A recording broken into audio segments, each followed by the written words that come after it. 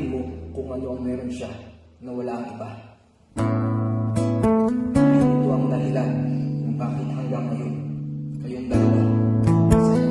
Let me be the one to break it up, so you won't have to make excuses.